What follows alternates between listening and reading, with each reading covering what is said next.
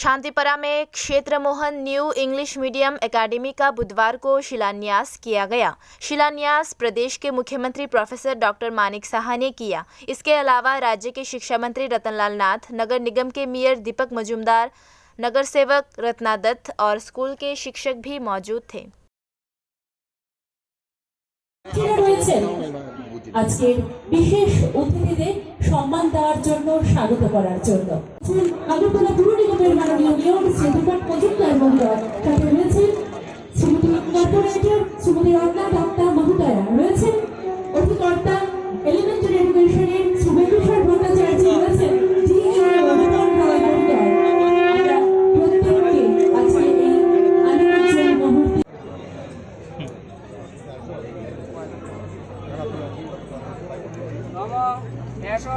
সচন্দন Pushpa Shri সূর্যদেবতায় S নবিদ্যায় নিবেদয়ামি।